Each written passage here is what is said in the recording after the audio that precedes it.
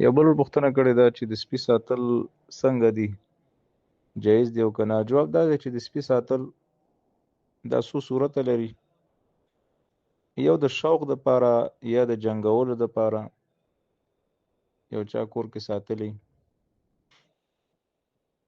او یا کور ته خطرم نه وي هسې ساتلی، نو دغسې سپی ساتل دا حرام دي. حدیث کې راغلی نبی صلی الله علیه وسلم فرمایي من اقتنى کلبا الا کلب صید او ماشیة او زرع فإنه ينقص من أجره كل يوم قيراطان. چا چې یو سپی وساته نو د اجر نه به هره ورځ 2 قیراته اجر کمیږي.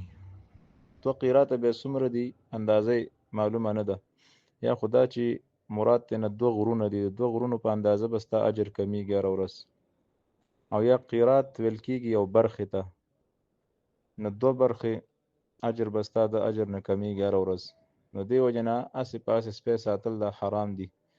مګر 3 قسمه سپي دي چې نبی سلام جواز ورکړی دی. یو د ښکار دپاره چې یو څوک ښکار کوي، ښکاري سړی او سپی ساتلی په هغې باندې بعضې شیان ښکار کوي، د خوراک دپاره هوسۍ پې ښکار کوي یا سوی وغیره پې ښکار کوي، نو دا جایز ده.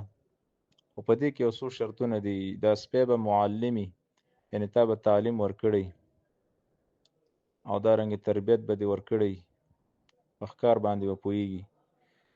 او بل شرط پکې دا دی چې دا به دا ښکار خوري نه، بلکې تا ته به یې ساتي. که چېرته خوراک ته کو نو دغسې سپي باندې بیا ښکار کول جایز نه دي. او دارنګه چې کله یې لیږي بسم الله پې وی، نو ښکار دپاره سپی ساتل دا جایز دي. او دویم رمې دپاره، یو چا حیوانات ساتلي، رمۍ ساتلي او هغوی ته خطره د لیوانو وغیرو نه، نو سپی ورته وساتي نو جایز ده. دریم فصل دپاره، یو چا باغ جوړ کړی یا فصل کرلی، د غلو خطره خلک ته شیان پټي، میوه وغیره ته پټي، نو هغې دپاره سپی هلته تړل او ساتل دام جایز دي.